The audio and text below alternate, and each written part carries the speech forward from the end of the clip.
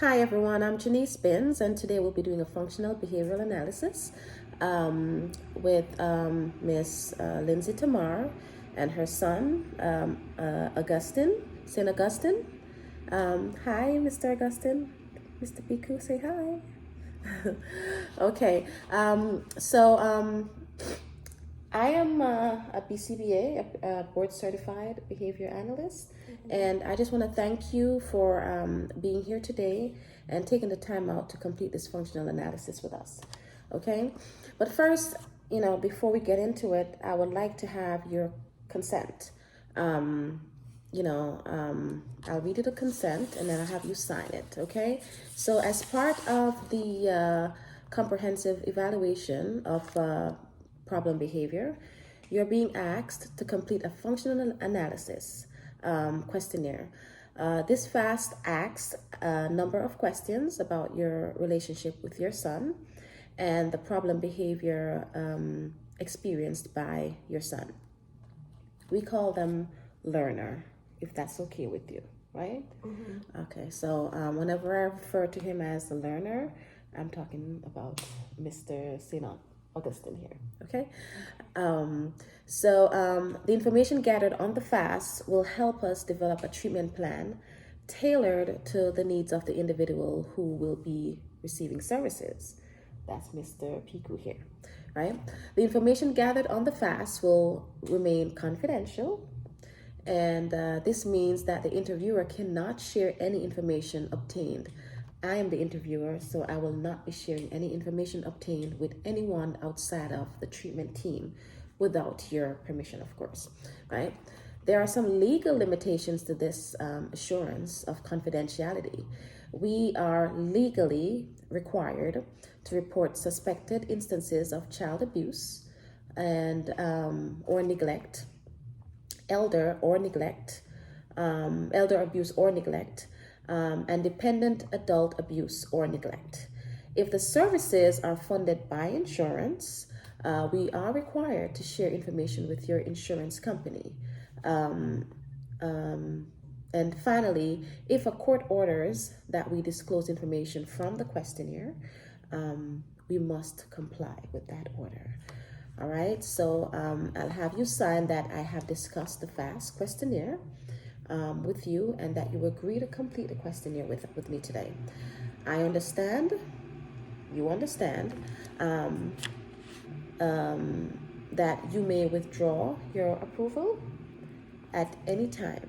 You can discontinue at any time during the questionnaire, okay? So I'll have you sign right here. I have the name of the learner is St. Augustine Piku, is that correct? Mm-hmm. And your name, you can write your name and you sign right here.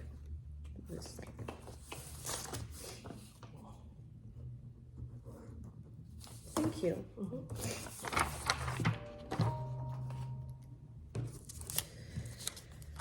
Now, this is more like a closed-ended and indirect form of assessment,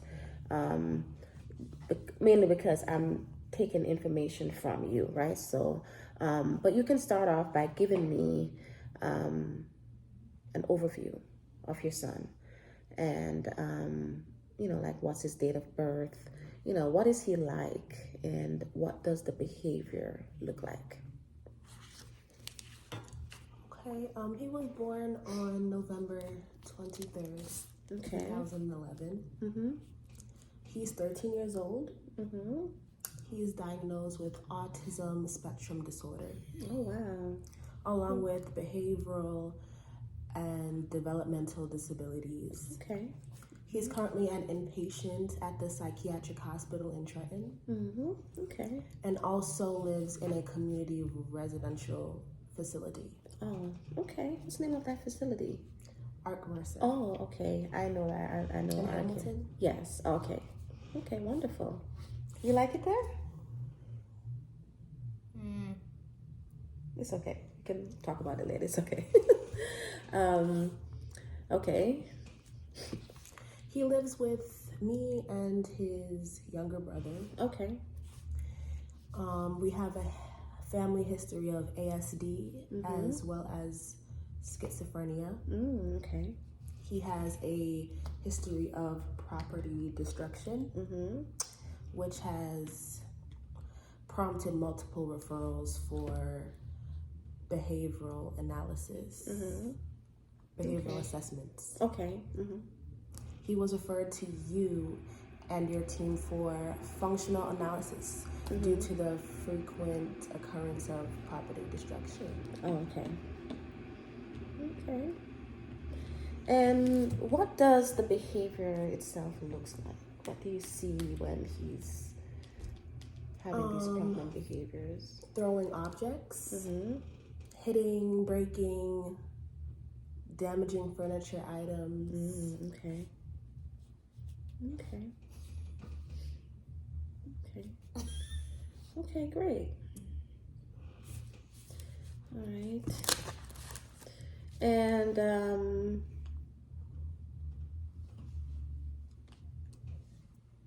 and you are the parent, okay?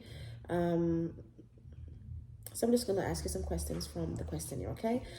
So I have you here. You are the parent, and how long have you known Tyangelo? All his life, all 13 years? Yes. Okay. And do you interact with him daily?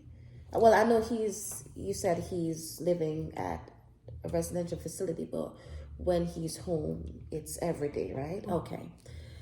So we'll have you as, okay, got that. Okay, in what situations do you usually interact with him? Is it like meals? Yes, meals, self-care, work, and his vocal training. Okay, like when he's in school, okay. Okay, and leisure time. Okay, got that. Okay. You already explained what the problem behavior looks like. You said it breaks furniture and throw things like the lamps and all that. Okay, great. How often does this happen? Is it like hourly, daily, weekly? Daily. Daily, okay. And in terms of severity, you say it's mild, moderate. Okay. Okay.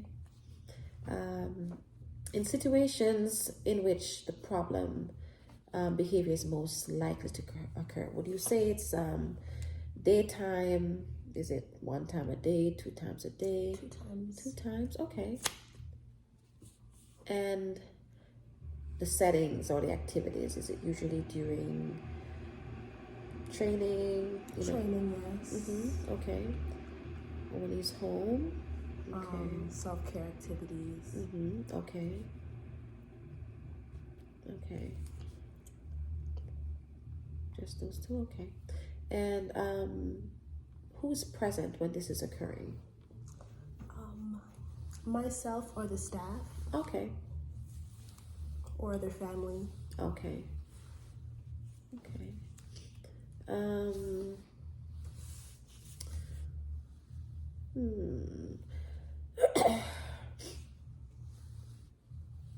Okay, so he said it's usually happen during free play, leisure time. Okay. Number 6. What is usually happening to the person, to Mr. Ty, Mr. Piku, right? What is usually happening to him before the behavior occurs? What do you see happening before that happens? There's usually demands being made of him. Okay. Or when you ask him to do something. Okay. Okay, great. Now, what usually happens to your son after the problem behavior occurs? What happens after, like immediately after? The demands are removed. Okay. Okay, great. Is he currently being treated? Like, is he on medications for anything? Klonopin. Zepam. Oh, clonazepam. Okay, yes, I'm familiar with that. 10 milligrams. 10 milligrams. Okay. Twice a day. Okay. Okay, great. Now we'll move on to just some yes or no, question and answers over here, right? Does the problem behavior occur when the person does the problem behavior occur when the person is not receiving attention, or when the caregiver is paying attention to someone else?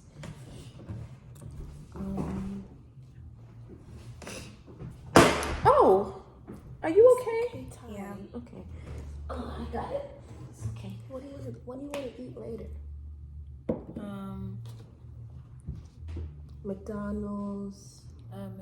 McDonald's. Okay. You can get McDonald's. Okay. I'll get you some water in a few minutes, okay? Okay. Are you okay? Okay. All right. Is this the kind of stuff that he does at home? He just okay. All right. So does the behavior occur when he requests preferred items? Yes. Okay. When does the problem behavior occur? Do caregivers usually try to calm him? Do they,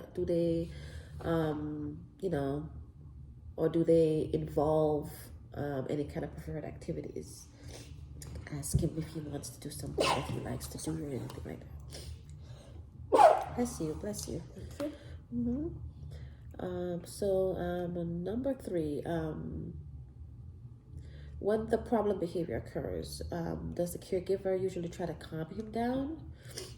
Yes. Okay. All right. Is he usually well behaved when he's getting a lot of attention, or when preferred activities are freely available? Number 4. Yes. Okay. Now, does he usually fuss or resist when he's asked to perform a task? He does. Okay. Does the problem behavior occur when he is asked to perform a task or to participate in activities? Yes. Okay. If the problem behavior occurs while tasks are being presented, is he usually given a break from the task? Yes. Okay. Is the person, my dear, Mr. St. Augustine, right? Now, does your learner usually, you say he's well behaved? When he's well behaved, okay. He's not required to do anything. You said yes for that. Okay. Okay. Does the problem behavior occur when no one is nearby or watching? Yes. Okay. Does he engage in the problem behavior even when leisure activities are available? Yes. Okay. Does the problem behavior appear to be a form of self-stimulation? No. Okay. Okay. Is the problem behavior less likely to occur when sensory stimulating activities are present? Yes. Okay. Is the problem behavior cyclical, or does it, occurring for several days and then stop? Cyclical. Yes. Okay.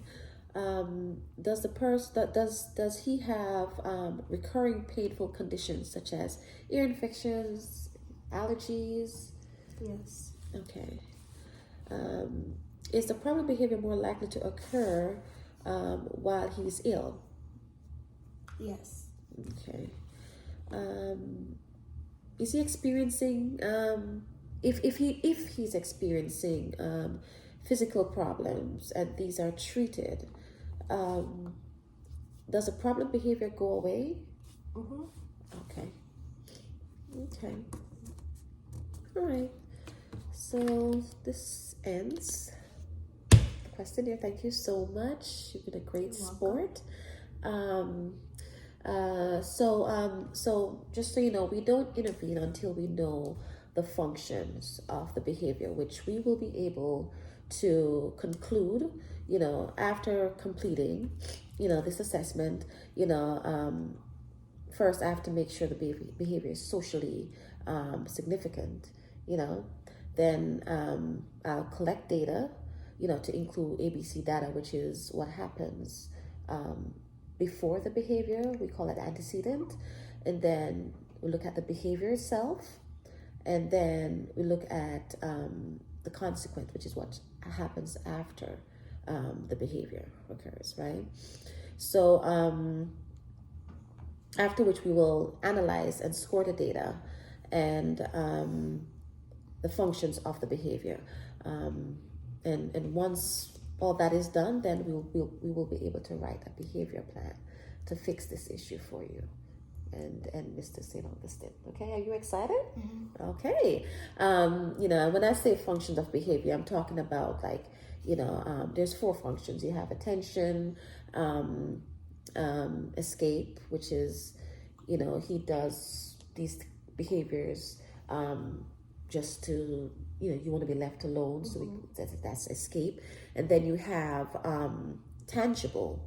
That's another function, which is when he engages in these behaviors because he wants something. I want this, I want that. And then could be automatic, which is he just does it, because it makes him feel good. Okay. So we will be in touch. Thank you so much for your time. And this ends our session for today. And hopefully we'll have some good news for you, Mr. St. Augustine. Okay? Mm-hmm. Thank you. Goodbye. Bye-bye.